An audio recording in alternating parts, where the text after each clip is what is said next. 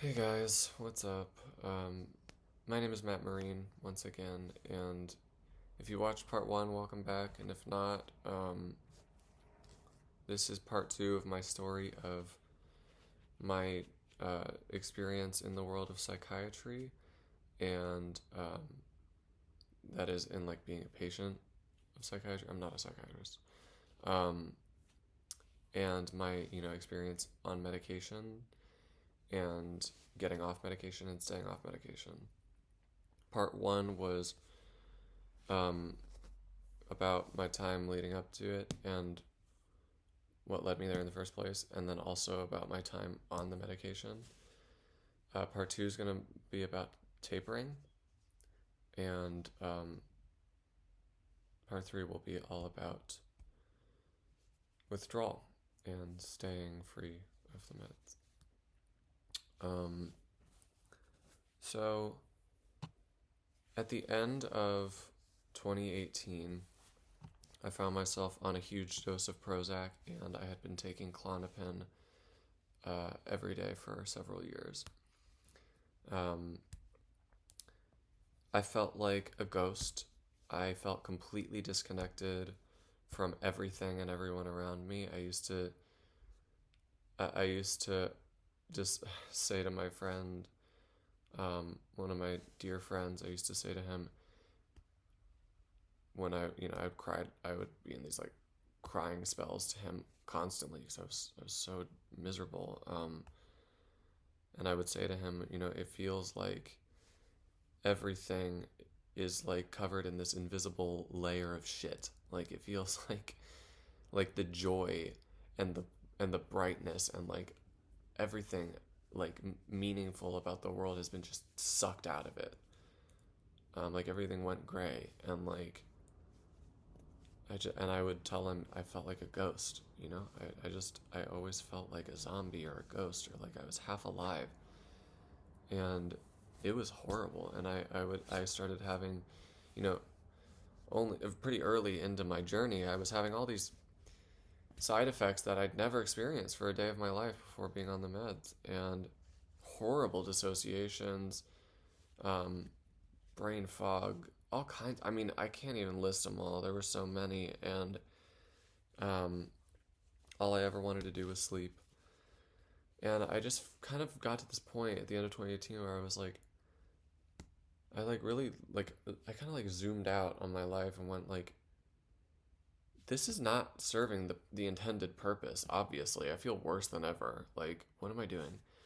And so I made, you know, I covered this in part one, but several things drove me to make the decision to come off the drugs. And when I presented that to my doctor, um, it's never the right time. I was always told it's not the right time, and I was just beginning an associate degree at a music college when I decided to get off drugs. So I was told once again, this is going to be, it's a stressful time in your life. You might not want to do it right now. And I was just like, it's never going to be the right time. If it's not this, it's going to be a job. And if it's not that, it'll be something else. And I'm not, I want out. Like, I don't want to be on these meds anymore. And I told her, I've seen what Klonopin does to me if I miss it for 2 days. And I want off of that first. And she said, okay, well, you're on a pretty small dose, so you can just stop taking it. I'm not a doctor. I am not a medical professional of any kind. And I can't give you, I can't help you with anything like that. I can't give you official advice. But I will give you my advice based on my lived experience.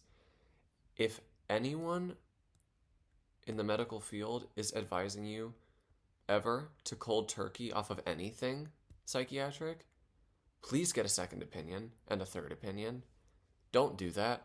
Like, again, this is just person to person advice. Please don't cold turkey off your meds ever. It's so fucking dangerous. And I think that if I had tapered it, um, it would have probably changed a lot of things about my journey. But, um, you know, you're the doctor. I guess I'll do that. So I did. I stopped taking my Klonopin. within within a couple of days, I was soaking through my sheets, sweating every night. I wasn't sleeping. I was in this like 8 hour long like nightmare trip from hell every night. Like I wouldn't even describe it as a dreaming, because I don't feel like I was asleep. It was like this weird, horrific, I don't know, other thing. And yeah, I stopped. I wasn't sleeping. I was soaking through my sheets every night. Like it was like I had stepped out of the shower in the morning. I would be drenched. I would be physically like this, shaking all day long. Um, just out of my mind. And every time I, brought anything up to the doctor, I was told that, oh yeah, like it's just an uptick in your disease or your illness or whatever. Um, and yeah, just basically gaslit, and told that it was me being mentally ill. And you know, that withdrawal doesn't last that long and whatever. This lasted for weeks and it didn't really dissipate that much. Um, it got a little less severe in terms of like I stopped, sweating through the bed every night, but like I was still vibrating in another level of anxiety all day, every day. And a little while after this happened, I started my school. So I started going to school. I was studying music theory. I was singing, doing vocal performance workshops and classes. I was doing all these different music classes, and I thought I had been told that I was just a very anxious person. It was my mental illness. So I just was like, okay, well, I guess I got to channel this energy on something. So I was trying to focus as much as I could on school. Um, in retrospect, I don't know how I got through those classes because I was so out of my mind, anxious all the time. But I did. I went to class. I worked part time, and that was what I was doing as I began to taper off of Prozac. And I was advised in the beginning to cut down my Prozac. I was on 80 milligrams, which I was told was the maximum, and that we couldn't go any higher than that. And then I was told later by another doctor that that was double what he considers the maximum. And the fact that there's not a fucking consensus about this is completely beyond me, personally. But in retrospect, once I surpassed 80 milligrams, I was in inner dose withdrawal for the rest of my time on medication, as far as I'm concerned. Inner dose withdrawal, if you're not familiar, is when you basically you get used to that level of a drug that you're on, and your body goes into withdrawal symptoms, because drugs have this compounding effect. You sprout new receptors for the drug, and then it takes more of the drug the next time. So it's basically just fitting into that model of like, you need more and more of the drug to have the same effect.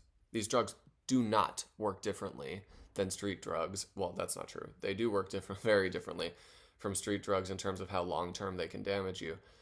But there are, in my opinion, and just what I've learned through my,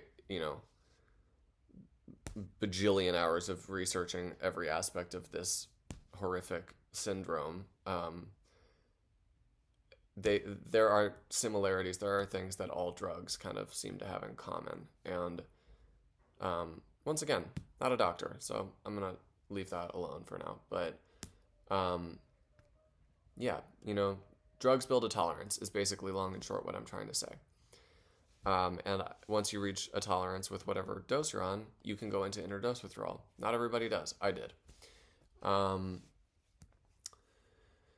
So anywho, I forgot where I was. Oh yeah. So I'm on 80 milligrams of Prozac, and I was advised to start cutting down 10 at a time, which is crazy and way too much. Just in case you're not aware. Also, I'm gonna sprinkle in advice for anybody out there who's, currently tapering or thinking about tapering, or whatever, or in withdrawal, or wherever you are in your journey, I'm just gonna sprinkle in some things I've learned. I'll make more videos in the future about all of this, but um, a big piece of advice I have in terms of tapering is go so slowly. There's so many resources out there about how to safely taper off of your drug, or drugs, whatever it is. Inner Compass Initiative or Inner Compass Exchange has really, really amazing, in-depth, detailed withdrawal guides. I would highly, highly recommend looking into those. There's also stuff on surviving antidepressants is another one. Baylissa Frederick has a really great website that you can check out that has resources on there as well. That's just to name a few. There's a ton of resources out there. Mad in America, there's a lot, because this is a growing problem. So, biggest thing I wish someone had told me at the beginning of all of this, go so slowly and be patient and don't be in a rush to get off of these meds, because I was, and I pushed it really, really fast, really hard. I didn't listen to my body because I believed if I can just get to that finish line, if I can just get there, if I can get off of these drugs completely, if I survive that and I get to the end, I will, go through hell for a few more weeks, is what I was told. Withdrawal doesn't last longer than a few weeks. And then I would heal and I'd be okay. And that was not the case for me. I'm still healing. And it's been almost 3 years. Doesn't mean it's going to be that long for you. Just going to say that again. But yeah, I didn't know anything about tapering, and I listened only to what the doctors had to say, and the doctors advised me to go way too fast, and I cut it down 10. My symptoms went through the roof. I could barely function. I was thinking about dropping out of school, and she said, okay, well, maybe that's too fast. Let's cut it down to 5 at a time, which is still too much. Just throwing that out there for a lot of people. It has to do with percentages, and it was too high of a percentage to cut for me. Also, they only make a lot of these meds in certain increments of dosage. They don't make the dosages of a lot of, what we need when we're coming down. And that's why you have to learn how to make it yourself. I didn't know any of that. And the best I knew how to do based on the advice of my doctor was I had a pill splitter, and I would jerry rig, my own dosages out of combining 20s and 10s that I split in half. So that's not accurate at all. Who knows what I was getting on a day-to-day basis, and that's probably why it was such a roller coaster ride. But I kept, every couple of weeks I would cut it down 5 milligrams, and all hell would break loose, and I would dissociate out of my body and be in these absolutely surreal panic attacks, and my gut was out of control at this point. My gut was the first thing to go at the very beginning of my withdrawal experience. My gut, it went within a few months from a place of like I could eat pretty much whatever I wanted. I didn't think about it all that much. I had IBS throughout my life, but not to this degree. And I ate gluten, I ate little bits of dairy. I didn't eat a lot of dairy, but I ate pretty normally. I didn't think about it all that much. And then within a few months, it was like, here are the 5 foods that won't kill you, and everything I ate, my body seemed horribly sensitive to. I saw doctors. Nobody could tell me what was wrong to this day. No one has told me any kind of a diagnosis. And it was so bad. I lost probably like 15 or 20 pounds. I looked like a skeleton covered in angry cystic acne. it was beyond words. And it's gross, TMI, but I would have such bad diarrhea multiple times a day, every day, that it felt like, I don't know, like pure acid coming out of me, and I got fissures from that. Like, I'm really bearing my soul to you guys here. Um, but yeah, I mean, I think it's important to share all the gritty little details. Makes people feel less alone. So yeah, I was a big diarrhea monster, and it was disgusting. Or it felt disgusting, like in my body. Just everything felt gross. Like all parts of my body felt awful all the time. Um, and Yeah, it was absolutely miserable. And I would wait. I would cut it down. Wait a few weeks. Things would get a little better. Keyword little, because it was not much improvement. But I would wait for it to get at all better. Um, to the point that I could manage it at least and go to school.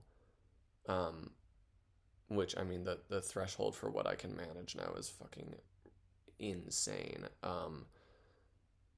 But yeah, and then I would wait, those few weeks, and then I would cut it again. And I did it as fast as I could, because once again, I thought, there's the finish line, just got to get there, Um, and that pattern went on, and I visited my family a few times.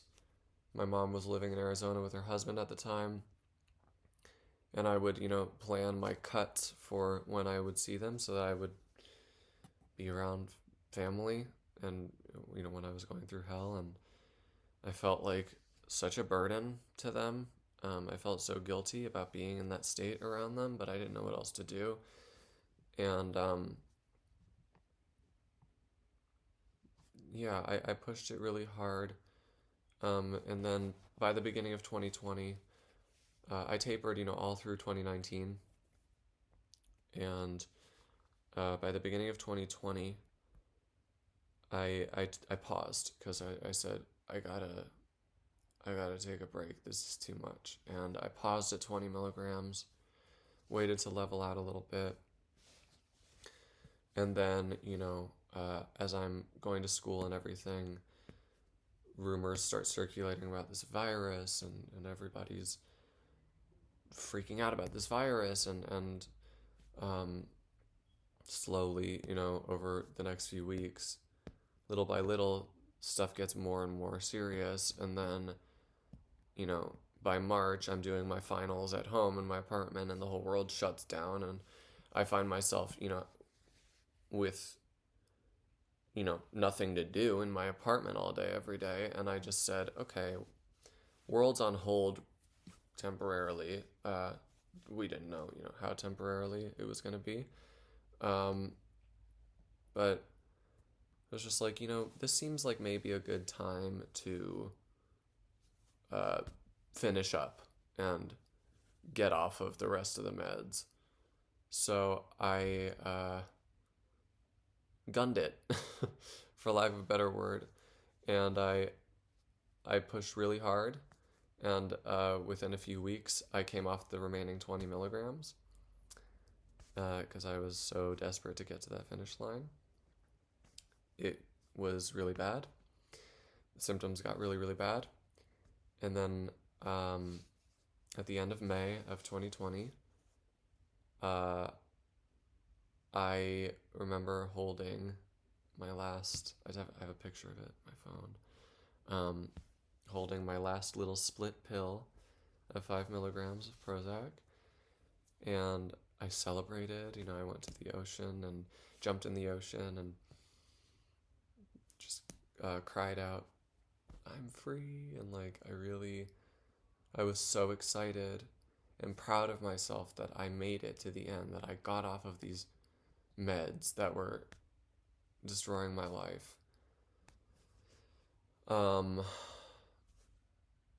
then the real healing began.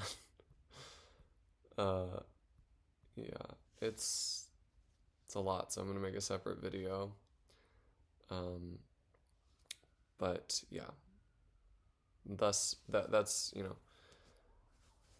when the protracted withdrawal started, which is gonna be a long one. So